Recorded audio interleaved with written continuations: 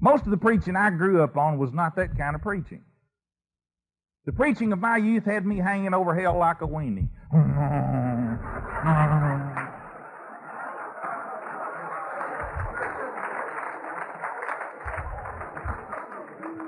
And I don't know what the Christian church folks do to scare y'all into heaven, but Baptists just let you sit around dry mouth for about a month, you know. Because you know he's going to split a cloud any minute and you might get left. And they just bam it over the head, boy. Bam, bam, bam. And we get clobbered for everything from smoking, drinking, dancing, and wanting to, all the way down to whether or not we got perfect attendance and can out-sword drill somebody. You know what the sword drills are? It's when you call out Exodus 4:7 and the first one to find it's the best Christian, you know. It's interesting to me that most bigots quote Scripture. You can memorize the Bible and still hate your neighbor. Somehow we have gotten the idea in our heads that if you will keep rules and belong to the right institutions and clobber everybody that didn't like you, God has got to grin. And I think he must have Excedrin headache number one. I want to tell you a story about the prodigal son. I've never talked about the prodigal son because I have my favorite preacher in the world with 152 sermons on the prodigal son. And I figured if he hadn't found it, why hunt for it? But I have a basic principle in my life, and that is I will not share something with you that hadn't changed mine. I hear a lot of people perform truth. I'd rather share it. Last August, this story hit me like it had never hit me because I saw something in the story of the prodigal I had never seen before, and it just absolutely wiped me out. I was a bug on the windshield of life. Just, I couldn't believe it.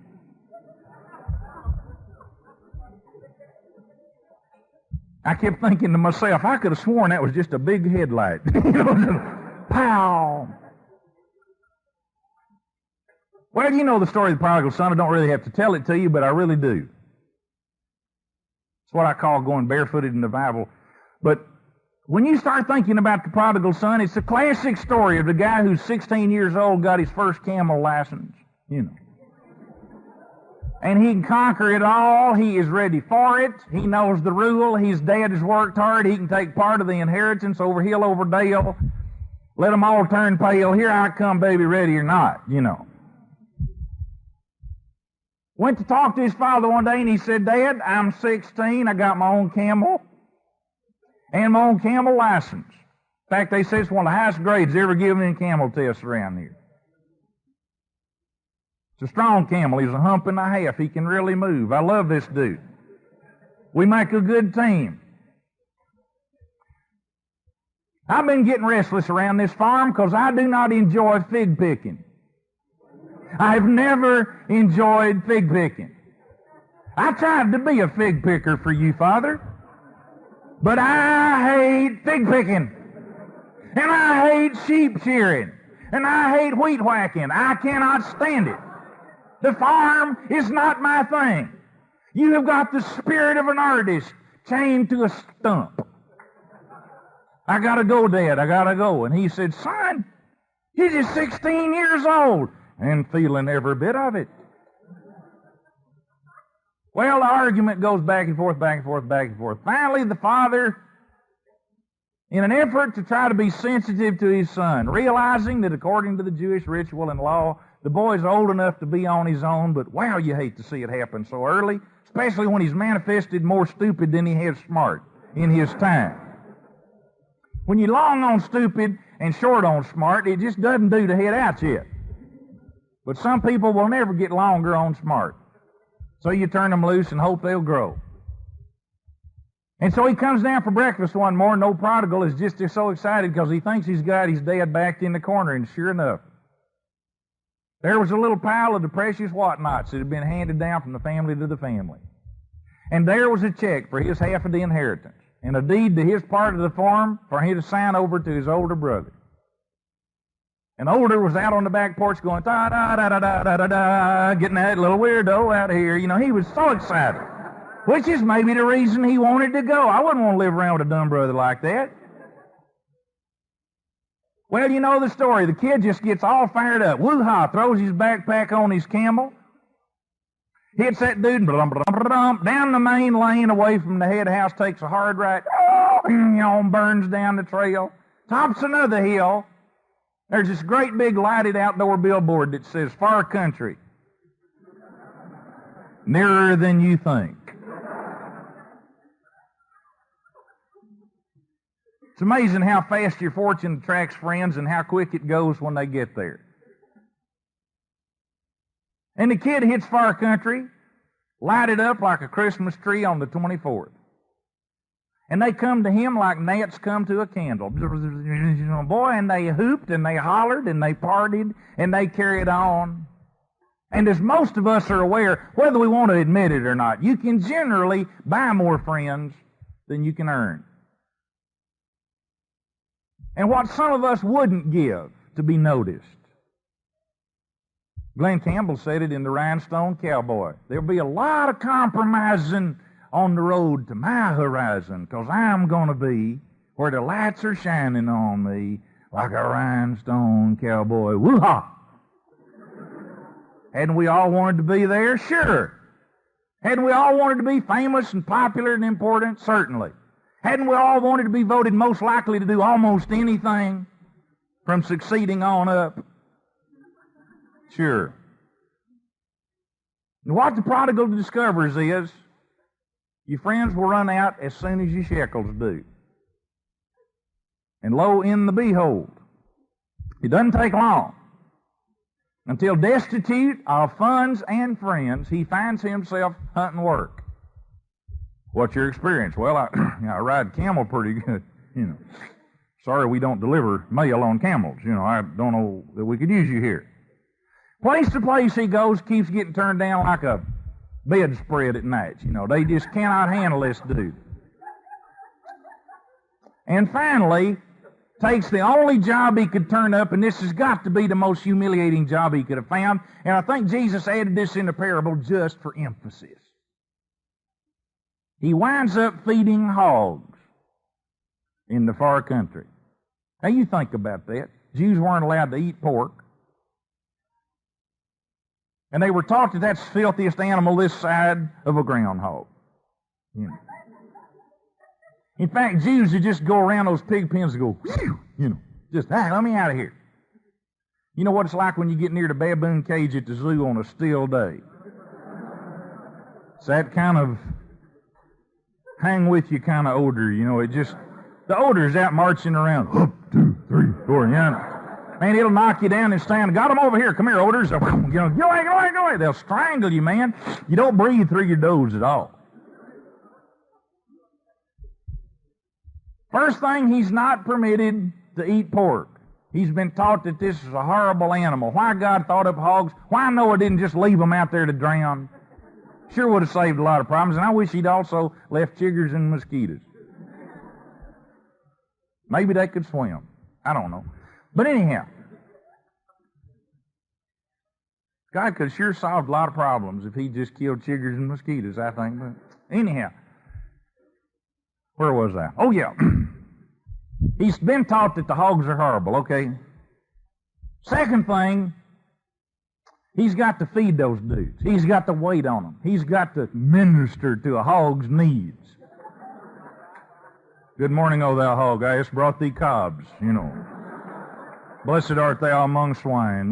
Just be nice to a hog when you hate him so. It's got to be an ultimate indignity. First thing, you've been taught they're terrible. Now you got to wait on them. But the third and most horrible part of the whole sequence, he filled his belly with the swine's husk that they did eat. How do you think? I didn't make that up. It's in the Bible. But you imagine fighting a hog for lunch. Come get some of those out of there, Give me that cob. Right? They're terrible animals. You got to wait on them, but you got to eat out of the same trough. It wouldn't take me long to come to myself either. He came to himself. Big deal. Darn right.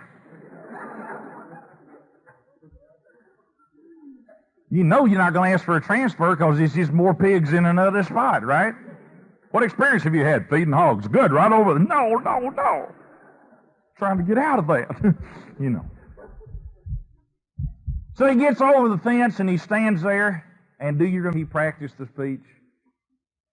I think I'll go home and ask my dad for work. I've already given up sonship, now I'll go ask for a job. Father, I've sinned against heaven, against thee, and I'm not worthy to be called thy son. He practices it. It's smooth. It's slick. It's just like speech for selling encyclopedias door to door. He knows that, babe. And finally decides that the only thing to do is head home and ask for work. Don't need to be in the top bedroom anymore. Out the bunkhouse is fine. Treat me like one of the fellas. I got what I deserved. Got my half and blew it. And so he starts home. Father, I've sinned against heaven, against thee. No more worthy to be called. Just put me in the bunkhouse. And there he comes down the road, and he begins to smell the green grass of home. Oh, farming wasn't so bad, really. Beautiful figs. Oh, I love figs. Well, you've been fighting a hog for a cob. Figs look awful good. And man, he fig pigs for the best of them, pluck. You know, he's having a great time. Oh man, the sheep look good. Older has had a bumper crop this year. And he comes to the big gate, loving father and sons.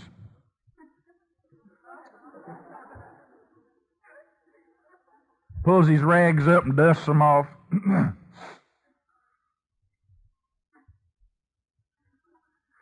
Sucks in his gut and starts down the main lane back toward the head house.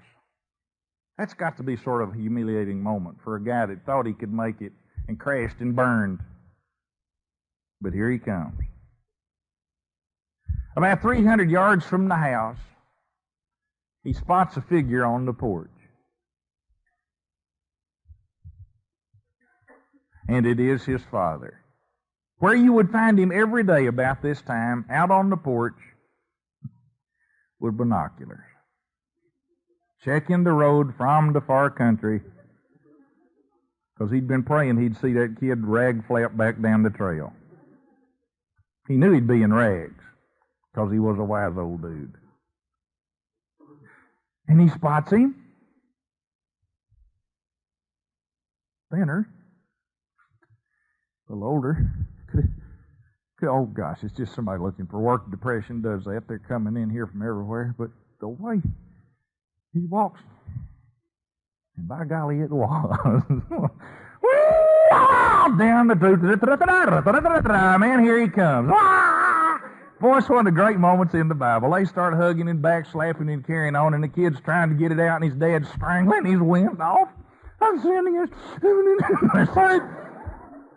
Would you just hush, Prodigal? Man, you're so good to have you. Pound. But Father, wait just a minute. What? Just hold it. I'm no more worthy to be called your son. Shut up, son. Just let me look at you. Oh, I'm a mess. I'm so filthy. Yeah, but you look... Do I smell hogs? It wasn't near as much fun as I thought, Dad. Man, did I ever blow it. I don't care. Hogs and all. I'm so glad you're home. I got a band on standby. Got a fat calf that ain't going to be too excited about this.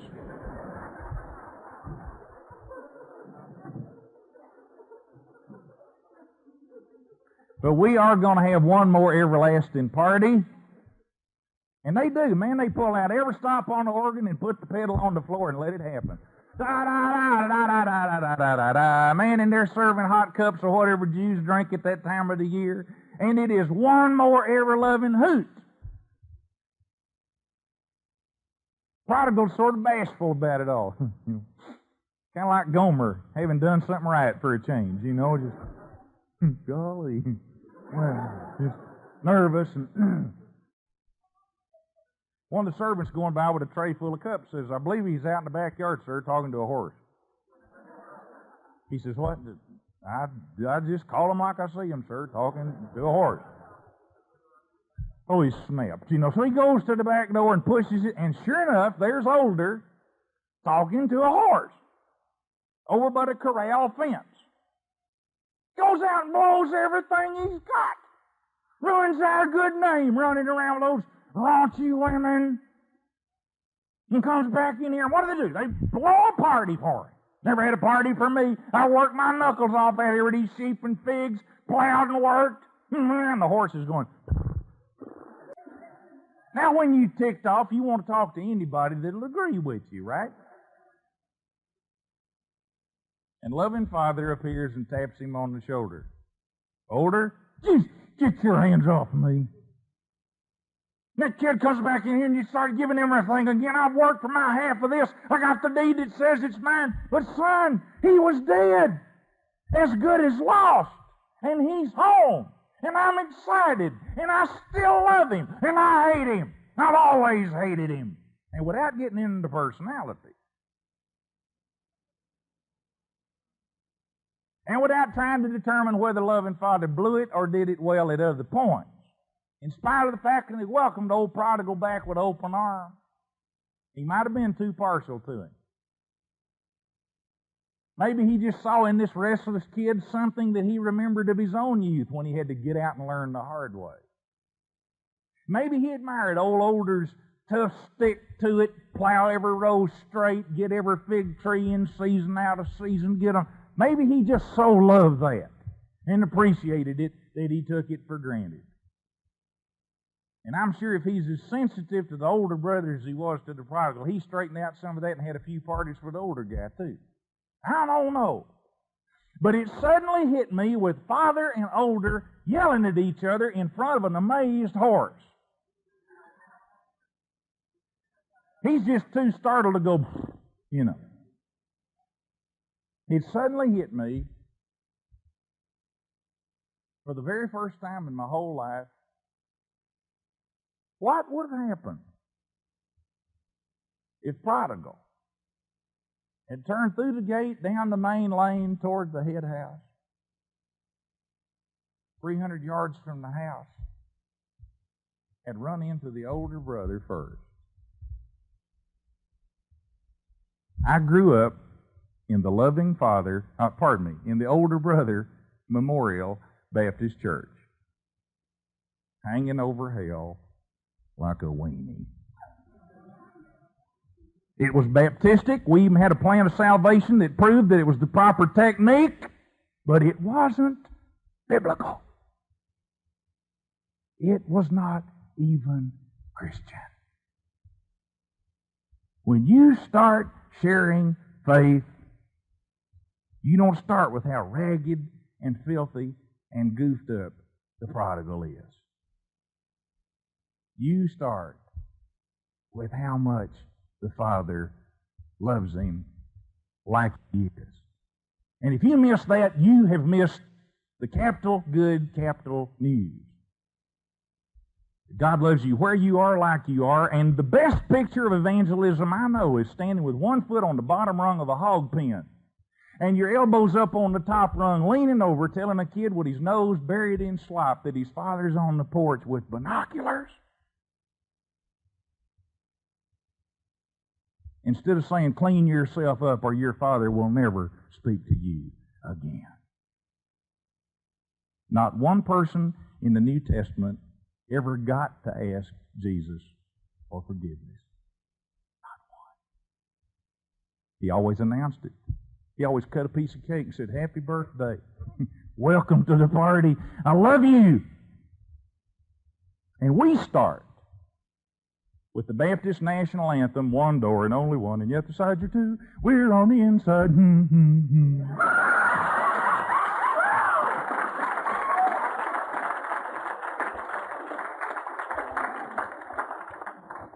And some of you might have sung that in some of your churches, if not in your denomination. It's very easy for us to be so proud, like the standing up prayer in the temple, that we are not like other men are. Only to unwrap the treasure and discover the surprise that we are all very much alike, loved by the Father with all of His incredible heart. Try to share that with your brother. Try to share that with your prodigal. Try to share that in the mirror. You matter. You matter very much. And don't you forget it. In fact, you better believe it. And I'm so grateful that God is more like Albert Young than anybody I know. Aren't we all? God bless you.